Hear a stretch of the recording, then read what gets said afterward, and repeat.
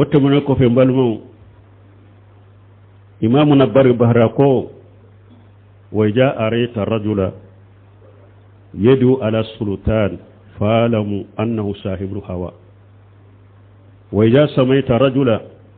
يدعو للسلطان بصلاح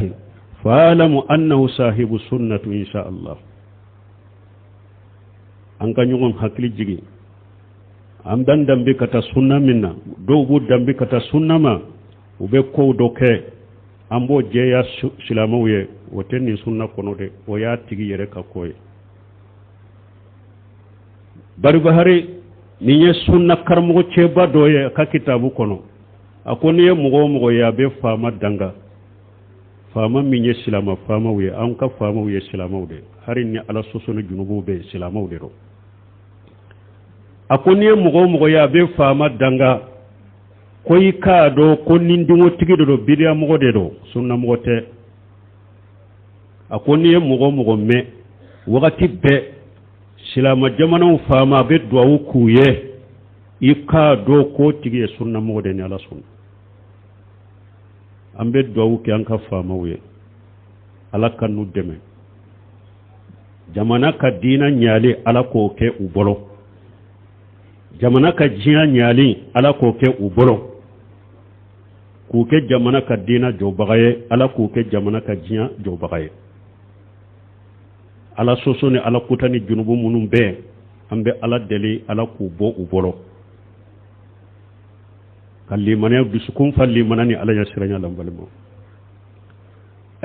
imamuna ahmad ibn hanbali a'immatu ahli sunna imamu ahli sunna wal jamaa ahmad ibn hanbali majabi tugu dola kelendo ako wala yahillu qitalu sultan wala al-khuruj alayhi li ahad min an-nas فمن فعل ذلك فهو مبتدع على خير السنة والطريق usul sunna l'imam ahmad ibn hanbal ko akwa teddaga mogo ka fama kele ako fama kele li teddaga ateddaga mogo ka bo fama controla ako teddaga mogo shiye ikera mogo sugo nye alimami yo nye karamogo yo nye fenyo akwa teddaga mogo shiye ka fama kele ateddaga mogo shiye ka jama bo fama controla ako ni mogo minya ke itogo de ko biria mogo ite sunna ka ite chiden ka siraka itogo de biria mogo ite ala khairu sunnati wa tariq ibe sunna tanade ka ibe chiden ka sirata tanade ka ite chiden ko ni ka siraka mogo be fama kele munum bu yere to jamana ko fe ka kuma do bila ka kuma fama uka ka mogo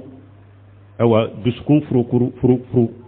ka mogo wole ka wole fama controller ku lagosi ka kumuka balmo kaina mankana kera mogo sugo ye wayja qultum fadil walau kana jaquruba ala kunna be kuma yetile de har ni kuma ncinya be balma suru de ka har nubu dambe kata sunna de ma ube mina sunna barile mbama te sunna kuno bu yere ka barala ukona silama si trompe ha abora minna abora fitina munu nyaye ala delala ka ya fo mawla ukona do fitina warela de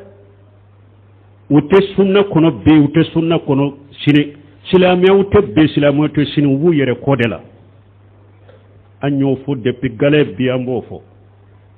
ukana to noro sunna la de ube ko munun fo bo ko munun ko kata noro sunna lo kanu noro silamiya la ute silamiya ko ute sunna ko barbahari ko tuni ako olaysa min as-sunnati qitali sultan fa inna fihi fasadu dunya wa din barbahari ko ako ate sunna la ako sunnate ka fama kele ako te sunna ide ako paske fama keleli jinya chiali bala dina chiali bala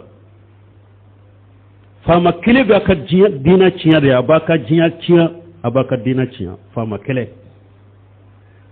ako sunna tere fama kele be hada madun ka abaka jinya chia abaka dina chia awa ni mugo ya wole kata oma akana shege filala akala nawo abetendo kaina mankana li ahadi minan nas ahmad ibn hanbal ko te daga mo side hada madona